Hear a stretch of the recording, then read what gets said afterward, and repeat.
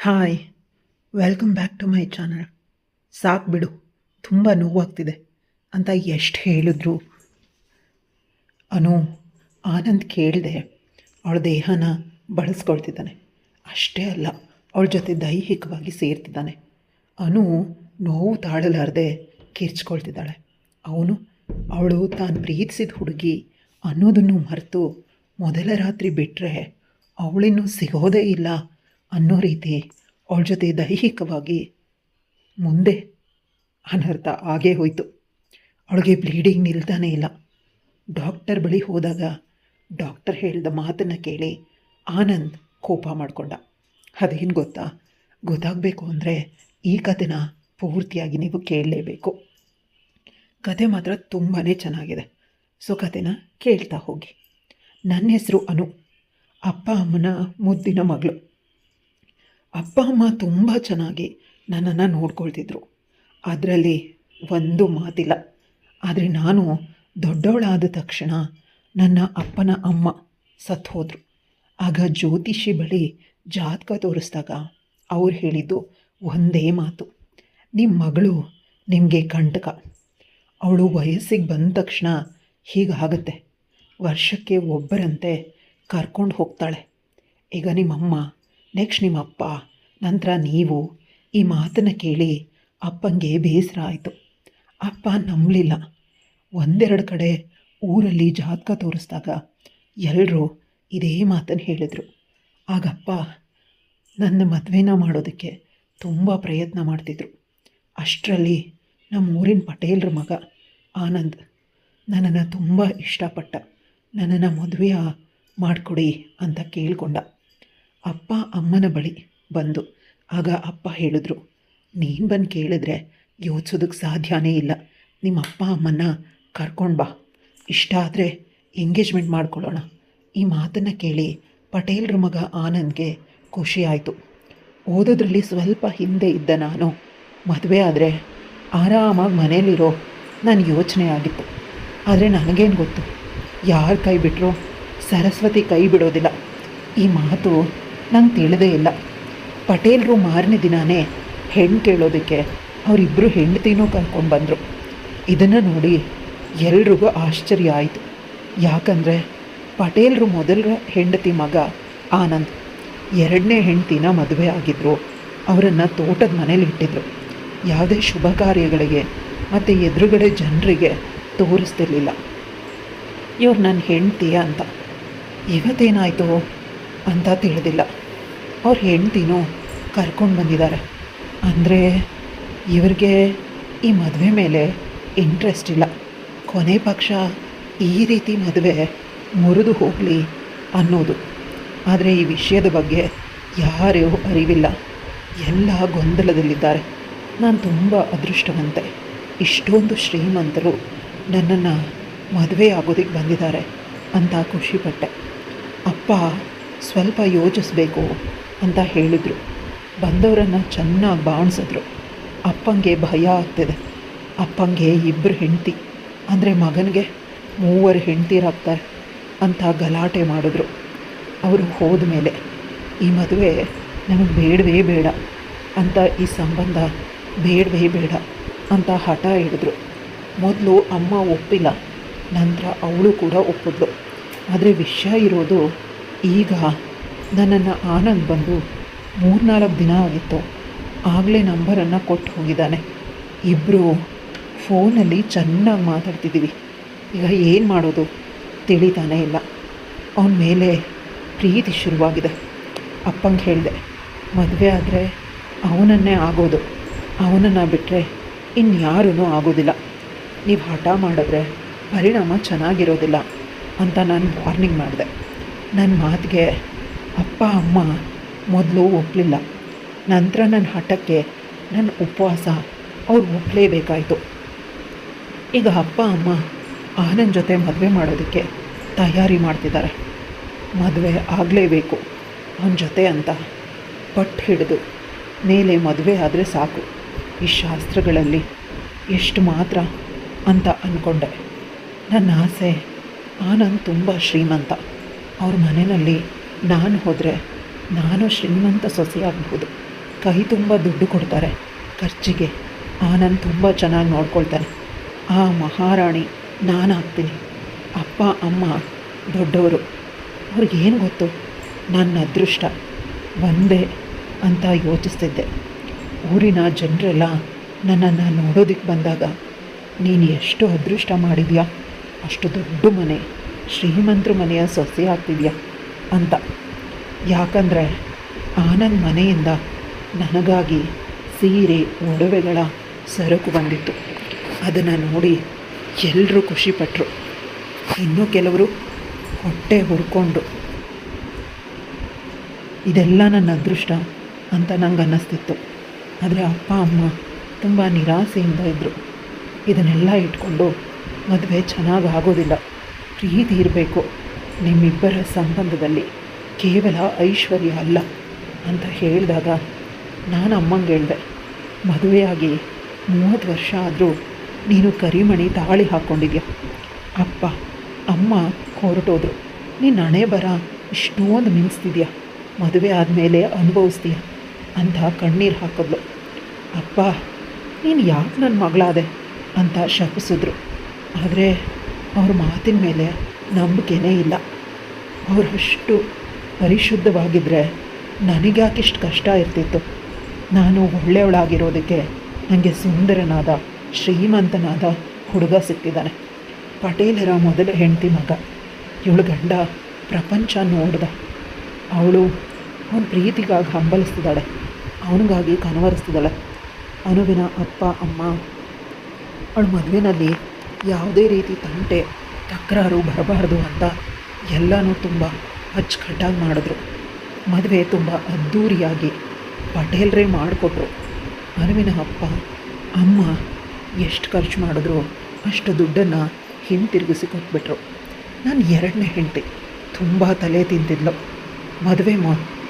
ಮೊದಲೇ ಮದುವೆ ನಾನೇ ಮಾಡಿಕೊಡ್ತೀನಿ ಅಂದರೆ ನನ್ನ 2ನೇ ಹೆಂಡತಿ 3 ಮಕ್ಕಳ ಮದುವೆನ ನನ್ನ ತಲೆ ಮೇಲೆ ಹಾಕ್ತಿದ್ಲು. ಅದಕ್ಕಾಗಿ ಸುಮ್ಮನಿದ್ದೆ.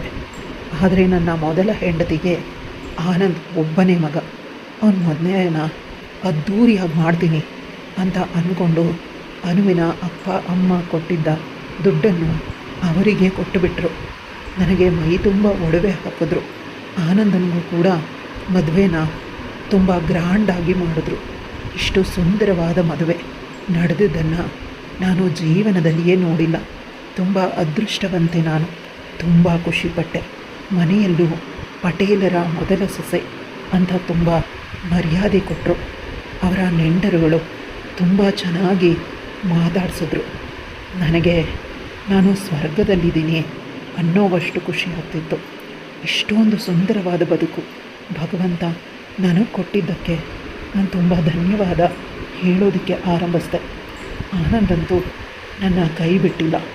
ಪ್ರತಿಯೊಬ್ಬರು ನೀನು ತುಂಬ ಅದೃಷ್ಟವಂತೆ, ನಿನ್ನ ಗಂಡ ನಿನ್ನನ್ನು ಎಷ್ಟು ಪ್ರೀತಿ ಮಾಡ್ತಾನೆ ಅಂತ, ಈಗಲೇ ಹೆಂಡತಿಯ ಗುಲಾಮ ಆಗಿಬಿಟ್ಟಿದ್ದಾನೆ ಅಂತ ನನ್ನ ಟೀಸ್ ಮಾಡ್ತಿದ್ರು. ನನಗೂ ಕೂಡ ಅದೇ ಬೇಕಿತ್ತು. ನಾನು ತುಂಬ ನೆಮ್ಮದಿಯಿಂದ ಇದ್ದೆ. ನನ್ನ ಲೈಫ್ ಸೆಟಲ್ ಆಯಿತು. ಅಪ್ಪ ಅಮ್ಮ ಹಾಕಿದ ಶಾಪ ವರ್ಕೌಟ್ ಆಗಿಲ್ಲ. ಬಡವರ ಶಾಪ ವರ್ಕೌಟ್ ಆಗೋದಿಲ್ಲ. ಆದರೆ ನಾನೀಗ ಶ್ರೀಮಂತಳು. ಅದೆಲ್ಲವನ್ನು ಮರೆತು ಆನಂದ್ ಜೊತೆ ಸುಂದರವಾದ ಬದುಕನ್ನು ಕಟ್ಕೊಳ್ಳೋದಕ್ಕೆ ಯೋಚಿಸ್ತಿದ್ದೆ ಅನ್ನೋದನ್ನು ನೆನೆಸ್ಕೊಂಡ ನಾನು ತೂಗುಯ್ಯಾಲೆಯಲ್ಲಿ ತೂಗಿದೆ. ಮೊದಲ ರಾತ್ರಿ ಮಂಚದ ಮೇಲೆ ನಾನು ಅವನಿಗಾಗಿ ಕಾದೆ. ಅವನು ಬರೋದು ಕ್ಷಣವೇ ಕೂಡ ಲೇಟ್ ಆಗಿದ್ದರೂ ನನ್ನ ಹೃದಯ ಜಲ್ಲಂತ ನಾಟ್ಯ ಆಡ್ತಿತ್ತು. ಅವ್ರು ಬಂದ ತಕ್ಷಣ ಅವನು ನಾನು ಗಟ್ಟಿಯಾಗಿ ತಕ್ಕೊಂಡೆ. ಅವನು ಕೂಡ ನನ್ನನ್ನು ಗಟ್ಟಿಯಾಗಿ ತಕ್ಕೊಂಡ. ನನಗೆ ಸ್ವರ್ಗನೇ ಸಿಕ್ಕಂಗಾಯಿತು. ನನ್ನಂಥ ಬಡ ಹುಡುಗಿಗೆ ಇಷ್ಟು ಶ್ರೀಮಂತರ ಮನೆ ಹುಡುಗ ಇಷ್ಟೊಂದು ಇಷ್ಟಪಡ್ತಾರೆ ಅಂತ ನಾನು ಕೂಡ ಇವನು ಮಾಡಿದ ಎಲ್ಲ ಕೆಲಸದಲ್ಲೂ ಸಹಕರಿಸೋದಕ್ಕೆ ಸಿದ್ಧವಾದೆ. ಅವನು ಬಿಡ್ತಾನೇ ಇಲ್ಲ. ತುಂಬ ನೋವಾಗ್ತಿದೆ. ನಾನು ತೆಗೆದುಕೊಂಡ್ರು ನನ್ನ ದೇಹ ತಡ್ಕೊಳ್ಳೋಕ್ಕೆ ಸಾಧ್ಯ ಆಗ್ತಿಲ್ಲ. ತುಂಬ ರಕ್ತ ಹೋಗ್ತಿದೆ. ಅವನ ಜೊತೆ ಆಸ್ಪತ್ರೆಗೆ ಹೋದೆ. ಮನೆಯಲ್ಲಿ ಎಲ್ಲರೂ ಮಲಗಿದ್ರು. ಒಂದು ಕೀ ನಮ್ಮ ಬಳಿ ಇರೋದ್ರಿಂದ ಹೊರ ಹೋಗೋದಕ್ಕೆ ಸಹಾಯ ಆಯಿತು. ಯಾರಿಗೂ ತಿಳಿಯೋದಿಲ್ಲ ನಾವು ಹೊರ ಬಂದಿದ್ದು. ಸಮಸ್ಯೆ ಅಂದರೆ ಮದುವೆಯಾದ ಮೊದಲ ರಾತ್ರಿ ನಾನು ಆಸ್ಪತ್ರೆಗೆ ಅಡ್ಮಿಟ್ ಆಗಿದ್ದೀನಿ ಅಂತ ಬೇಸರವಾಯಿತು. ಪದೇ ಪದೇ ನನ್ನ ಗಂಡನ್ನು ನೋಡ್ತಿದ್ದೀನಿ. ಶ್ರೀಮಂತ ಅನ್ನೋ ಒಂದೇ ವಿಷಯ ನಾನು ಅವನನ್ನು ಹೈಲೈಟ್ ಮಾಡುವಂತೆ ಮಾಡಿತ್ತು. ನಾನೇನಾದರೂ ತಪ್ಪು ಮಾಡ್ತಿದ್ದೀನ ಅಂತ ಅವನನ್ನು ನೋಡಿದೆ. ತಪ್ಪು ಮಾಡಿದ್ದೀನಿ ಅಂತ ಅನ್ನಿಸ್ತು. ಅವನು ತುಂಬ ವಿಚಿತ್ರವಾಗಿ ಕಾಣಿಸ್ತಿದ್ದ. ನನ್ನ ದೇಹನ ತುಂಬ ಕೆಟ್ಟದಾಗಿ ಬಳಸ್ಕೊಂಡ. ಬೇಡ, ನಾಳೆ ಪ್ರಯತ್ನಿಸೋಣ ಅಂದರೆ ಇವತ್ತೇ ಎಲ್ಲ ಆಗಬೇಕು ಅಂತ ಪ್ರಯತ್ನ ಮಾಡಿ ನನಗೆ ಮೊದಲ ರಾತ್ರಿ ಆಗುವಂತೆ ಮಾಡ್ದ. ಕೇವಲ ನನ್ನ ದೇಹನ ಪ್ರೀತಿ ಮಾಡ್ತಿದ್ದಾನೆ ಇವನು ಅಂತ ಅನ್ನಿಸೋದಕ್ಕೆ ಆರಂಭ ಆಯಿತು. ಮನಸ್ಸು, ಅವನ ಮುಖದಲ್ಲಿ ಸ್ವಲ್ಪ ಕೂಡ ಬೇಸರ ಆಗಲಿ, ನನ್ನ ಹೆಂಡತಿಗೆ ಹುಷಾರಿಲ್ಲ ಅನ್ನೋ ಕಾಳಜಿಯಾಗಲಿ ಇಲ್ಲ. ಬದಲಿಗೆ ದಂಡಪಿಂಡನ ರೀತಿ ನಿಂತಿದ್ದಾನೆ. ನನಗವನನ್ನು ನೋಡಿ ಈಗ ಭಯ ಆಯಿತು. ಅಪ್ಪ ಅಮ್ಮನ ಶಾಪ ನಿಜ ಆಯಿತು. ಇನ್ನೂ ನನಗೆ ಉಳಿಗಾಲ ಇಲ್ಲ. ಪ್ರತಿ ರಾತ್ರಿ ಇವನು ಕೊಡೋ ದೈಹಿಕ ಹಿಂಸೆನ ಅನುಭವಿಸಲೇಬೇಕು ಅಂತ ಮನಸ್ಸಿಗೆ ತುಂಬ ನೋವಾಗಿ ಅಲ್ಲಿ ಪ್ರಜ್ಞೆ ತಪ್ಪಿದೆ. ನನಗೆ ಎಚ್ಚರ ಆದಾಗ ಕೂಡ ಇಷ್ಟ ಇಲ್ಲ, ಅಷ್ಟು ನೋವು ಮಾಡಿದ್ದಾನೆ. ಅಪ್ಪ ಅಮ್ಮ ಹೂವಿನ ರೀತಿ ಸಾಕಿದ್ರು. ಎಚ್ಚರವಾದಾಗ ನಾನು ಆಸ್ಪತ್ರೆ ಬೆಡ್ ಮೇಲೆ ಮಲಗಿದ್ದೆ. ನನ್ನ ಕೈಗೆ ಡ್ರಿಪ್ಸ್ ಹಾಕಿದ್ರು. ದೇಹದ ತುಂಬ ಕಡೆ ಬ್ಯಾಂಡೇಜ್ ಹಾಕಿದ್ರು. ಅವನು ಮಾಡಿರೋ ಗಾಯಕ್ಕೆ ಅಂತ ಅನ್ನಿಸ್ತು. ಕಣ್ಣು ತೆಗೆದ ತಕ್ಷಣ ಅಮ್ಮನ್ನ ನೋಡಿದೆ. ಅಮ್ಮ ಅಳ್ತಿದ್ಲು. ಅಪ್ಪ ಅವಳನ್ನು ಸಮಾಧಾನ ಮಾಡ್ತಿದ್ದ. ನಮ್ಮ ಮಗಳು ಬೇಗ ಹುಷಾರಾಗ್ತಾಳೆ, ನಾವು ಮನೆಗೆ ಕರ್ಕೊಂಡು ಹೋಗೋಣ. ಅವ್ರಿಗೆ ಎಷ್ಟು ಇದ್ರೇನು, ಮದುವೆಯಾಗಿ ಒಂದೇ ಒಂದು ದಿನ ಕೂಡ ಅವ್ರ ಮನೆಯಲ್ಲಿ ನನ್ನ ಮಗಳು ಇಲ್ಲವೇ ಇಲ್ಲ. ಆಗಲೇ ಅವಳನ್ನು ಈ ಪರಿಸ್ಥಿತಿ ಕರ್ಕೊಂಡು ಬಂದುಬಿಟ್ಟಿದ್ದಾರೆ. ಇನ್ನೂ ಜೀವನದಲ್ಲಿ ಬದುಕಿಸ್ತಾರೆ. ಮುಂದೆ ನನಗಿರೋದು ಒಬ್ಬಳೇ ಮಗಳು. ಅವಳ ಸಂಪೂರ್ಣ ಜವಾಬ್ದಾರಿ ನಂದೇ. ನಾನು ಅವಳನ್ನು ತುಂಬ ಚೆನ್ನಾಗಿ ನೋಡ್ಕೊಳ್ಬೇಕು ಅಂತ ಅಪ್ಪ ಹೇಳ್ತಿದ್ರು. ಅಮ್ಮ ಅಳ್ತಾನೇ ಇದ್ಲು. ನನಗೇನು ಮಾತಾಡಬೇಕು ಅಂತ ತಿಳಿದೆ ಜೋರಾಗಿ ಅಮ್ಮ ಅಂತ ಕಿರಿಸ್ದೆ. ನನ್ನ ಧ್ವನಿಗೆ ಅಪ್ಪ ಅಮ್ಮ ನನ್ನ ಕಡೆ ತಿರುಗಿ ನೋಡಿ ಖುಷಿಪಟ್ಟರು. ನನ್ನ ಬಳಿ ಓಡಿ ಬಂದರು. ಅಮ್ಮ ಅಂತೂ ನನ್ನ ಕೈಗಳನ್ನ ಹಿಡ್ಕೊಂಡು ನಿರಂತರವಾಗಿ ಅಳ್ತಿದ್ದಾಳೆ. ನಿಂಗೇನಾದರೂ ಹೆಚ್ಚು ಕಮ್ಮಿ ಆಗಿದ್ದರೆ ನಾವಂತೂ ಇರ್ತಿರ್ಲಿಲ್ಲ. ನಾನು ಹೇಳಿದೆ, ಆ ಶ್ರೀಮಂತ ಹುಡುಗ ನಂಗೆ ಬೇಡ, ನನಗೆ ಸರಿ ಹೋಗೋದಿಲ್ಲ ಅಂತ. ಎಲ್ಲ ವಿಷಯದಲ್ಲೂ ನನಗೆ ದೊಡ್ಡದೇ ಬೇಕು, ಶ್ರೀಮಂತರೇ ಬೇಕು, ದುಡ್ಡೇ ಬೇಕು ಅಂತ ಹೇಳ್ತೀಯ. ಅವ್ರ ಜೀವನ ಮುಗಿಯೋವರೆಗೂ ದುಡ್ಡಾಗಲಿ ಆಸ್ತಿನಾಗಲಿ ಕೊಡೋದಿಲ್ಲ. ಕೇವಲ ನಾವು ಶ್ರೀಮಂತರು ಅಂತ ಪ್ರಪಂಚದ ಎದುರಿಗೆ ಬಿಂಬಿಸ್ತಾರೆ. ನಿನಗೆ ಆ ಜೀವನ ಬೇಕಾ ಅಂತ ಅಮ್ಮ ನೇರವಾಗಿ ನನ್ನ ಜೀವನದ ನಿರ್ಧಾರದ ಬಗ್ಗೆ ಪ್ರಶ್ನೆ ಮಾಡಿದ್ಲು. ಹೇಗಿದೆಯಾ ಮಗು, ಆರಾಮಾಗಿರು, ಆಮೇಲೆ ನೋಡೋಣ ಅನ್ನೋ ಮಾತೇ ಇಲ್ಲ. ಅವಳಿಗೆ ಭಯ, ನನಗೆ ತೊಂದರೆ ಆದರೆ ಅವಳದನ್ನು ಸಹಿಸೋದಿಲ್ಲ. ಡಾಕ್ಟರ್ ಬಂದು ನಿಮ್ಮ ಮಗಳು ಈಗ ಅಪಾಯದಿಂದ ಪಾರಾಗಿದ್ದಾಳೆ, ಅವಳನ್ನು ನೀವು ಕಾಪಾಡ್ಕೊಳ್ಬೇಕು. ಗಂಡ ಅಂದರೆ ಒಂದು ಹಂತದವರೆಗೆ ಸ್ವತಂತ್ರ ಇರುತ್ತೆ, ಆದರೆ ಇವ್ರ ದೇಹದ ಮೇಲೆ ಆಗಿರೋ ಗಾಯಗಳನ್ನು ನೋಡಿದ್ರೆ ನೀವವರು ಮದುವೆನ ಗಂಭೀರವಾಗಿ ತೆಗೆದುಕೊಳ್ಳೇಬೇಕು.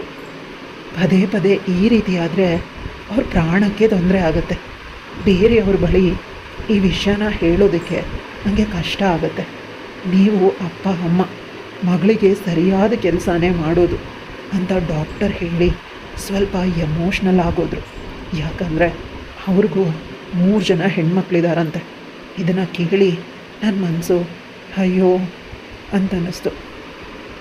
ಪ್ರತಿಯೊಬ್ಬರು ಇದೇ ಮಾತನ್ನು ಹೇಳ್ತಿದ್ದಾರೆ. ನನ್ನ ಮದುವೆ ಸರಿಯಾದ ಮನುಷ್ಯನ ಜೊತೆ ಆಗಿಲ್ಲ. ದುಡ್ಡಿಗಾಗಿ ನಾನು ಅವಿವೇಕಿಯನ್ನು ಮದುವೆ ಆಗಿಬಿಟ್ಟಿದ್ದೀನಿ. ನನ್ನ ಗಂಡ ಮತ್ತು ಗಂಡನ ಮನೆಯವ್ರು ಬಂದು ನನ್ನನ್ನು ಬೈತಿದ್ದಾರೆ. ಸ್ವಲ್ಪ ನೋವು ತಡ್ಕೊಳ್ಬೇಕು. ಹೆಣ್ಣು ಅಂದರೆ ಇಲ್ಲಿ ಎಲ್ಲ ಗಂಡಸರು ತುಂಬ ಹೊರಟ್ರೆ ಯಾರಿಗೂ ಈ ರೀತಿ ಆಗಿಲ್ಲ. ನಿನಗೆ ಯಾಕೆ ಇಷ್ಟೊಂದು ತೊಂದರೆ ಆಯಿತು, ನೀನು ನಾಟಕ ಆಡ್ತಿದ್ಯಾ ಅಂತ ಅತ್ತೆ ಬೈದರೆ ಮಾವ ಮುಖನ ಸಿಂಡರಿಸ್ಕೊಂಡು ಹೋದ. ಗಂಡ ನಿನ್ನೆಯೆಲ್ಲ ಸ್ವಲ್ಪ ಸುಮಾರಾಗಿದ್ದ, ಆದರೆ ಈಗ ನೋಡಿದ್ರೆ ನಾನು ನಿಜವಾಗ್ಲೂ ನಾಟಕ ಮಾಡ್ತಿದ್ದೀನೇನೋ ಅಂತ ಕೋಪ ಮಾಡಿಕೊಂಡು ಹೊರಟೇ ಹೋದ. ಆ ಮನುಷ್ಯನ ಜೊತೆ ಆ ಮನೆಯಲ್ಲಿ ನಾನು ಬದುಕೋದಕ್ಕೆ ಸಾಧ್ಯನೇ ಇಲ್ಲ. ಅಪ್ಪ ಅಮ್ಮನ ಜೊತೆ ನಾನು ಡಿಸ್ಚಾರ್ಜ್ ಆದಮೇಲೆ ನಮ್ಮ ಮನೆಗೆ ಹೋದೆ. ಅಪ್ಪ ಅಮ್ಮ ಎಷ್ಟು ಒಳ್ಳೆಯವರು ಅಂದರೆ, ನಾನು ಅಷ್ಟು ನೋವು ಕೊಟ್ಟಿದ್ದರೂ ಕೂಡ, ಅಷ್ಟು ಕಷ್ಟ ಕೊಟ್ಟಿದ್ದರೂ ಕೂಡ ಸ್ವಲ್ಪ ಕೂಡ ಬೇಸರ ಮಾಡ್ಕೊಳ್ದೆ, ಮನಸ್ಸಲ್ಲಿ ಇಟ್ಕೊಳ್ದೆ ನನ್ನನ್ನು ಮನೆಗೆ ಕರ್ಕೊಂಡು ಹೋದರು. ಮೊದಲಿಗಿಂತ ಹೆಚ್ಚು ಕೇರಿಂಗಿಂದ ನೋಡಿಕೊಂಡ್ರು. ಊರಿಂದ ನನ್ನ ಸೋದ್ರ ಮಾವ, ಅತ್ತೆ, ಅವ್ರ ಮಕ್ಕಳು ಎಲ್ಲರೂ ಬಂದಿದ್ದರು. ನನ್ನ ವಿಚಾರ ನನ್ನನ್ನು ನೋಡೋದಕ್ಕೆ, ನನ್ನನ್ನು ಸಮಾಧಾನ ಮಾಡಿದ್ರು. ಅವ್ರ ಕೈಯಾರೆ ಹಣ್ಣನ್ನು ತಿನ್ನಿಸಿದ್ರು. ಅತ್ತೆ ನಂತರ ಅವ್ರು ಏನು ಹೊರಗಡೆ ಮಾತಾಡ್ತಿದ್ದಾರೆ ಅದನ್ನು ಕೇಳಿ ಎದೆ ಜಲ್ ಅಂತ ಅನ್ನಿಸ್ತು. ಅತ್ತೆ ಮಕ್ಕಳು ಫಾರಿನ್ಗೆ ಹೋಗ್ತಿದ್ದಾರೆ ಕೆಲಸದ ನಿಮಿತ್ತವಾಗಿ. ಅತ್ತೆ ಮಾವ ಇಬ್ಬರೇ ಇರೋದು. ನನ್ನನ್ನು ಅವ್ರ ಜೊತೆ ಕರ್ಕೊಂಡು ಹೋಗೋ ಉದ್ದೇಶದಿಂದ ಬಂದಿದ್ದಾರೆ. ಜಾಗ ಬದಲಾಯಿಸಿದ್ರೆ ಅವಳು ಎಲ್ಲ ದುಃಖನೂ ಮರೀತಾಳೆ. ಅವಳಿಗೆ ನಾವು ಈಗ ಸಪೋರ್ಟಾಗಿ ನಿಲ್ಲಬೇಕು. ಆ ಹುಡುಗನ ಜೊತೆ ಅವಳನ್ನು ಕಳಿಸ್ಬೇಡಿ, ಡೈವೋರ್ಸ್ ಮಾಡಿಸ್ಬಿಡಿ ಅಂತ ಅತ್ತೆ ಅಪ್ಪನ ಬಳಿ ಹೇಳ್ತಿದ್ದಾಳೆ. ನಾನು ಕೂಡ ಅದೇ ರೀತಿ ಅಂತ ಅಂದ್ಕೊಂಡಿದ್ದೆ. ಆದರೆ ಇನ್ನೊಬ್ಬರ ಬಾಯಿಂದ ಈ ವಿಷಯ ಕೇಳಿದ ತಕ್ಷಣ ಎದೆ ಜಲ್ ಅಂತ ಅನ್ನಿಸ್ತು. ನನಗೆ ತುಂಬ ದುಃಖ ಆಯಿತು. ನನ್ನ ಕನಸು ಕರಗಿ ಹೋಯಿತು.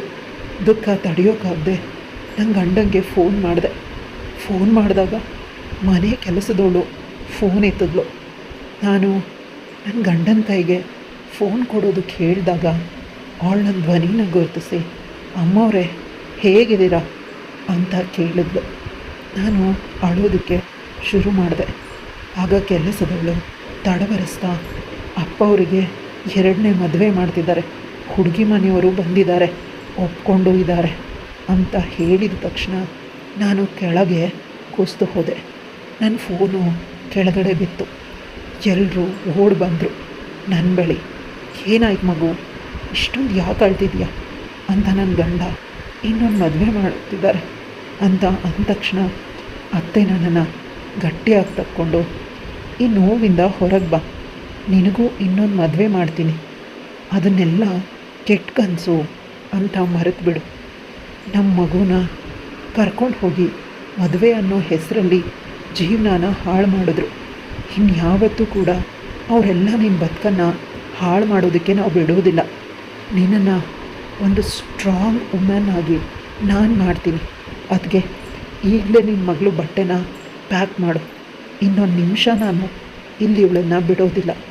ವಾತಾವರಣ, ಈ ಜಾಗ ಇವಳನ್ನು ಇನ್ನೂ ಕುಗ್ಗಿಸುತ್ತೆ ಅಂತ ಅತ್ತೆ ತುಂಬ ನೊಂದ್ಕೊಂಡ್ರು. ನಂಗೆ ಯಾವ್ದು ಸರಿ ಯಾವ್ದು ತಪ್ಪೋ ಗೊತ್ತಿಲ್ಲ. ಅವ್ರು ಕರೆದ್ರು. ಈಗ ನಾನು ಹೋಗಲೇಬೇಕು ಅಂತ ಹೋದೆ.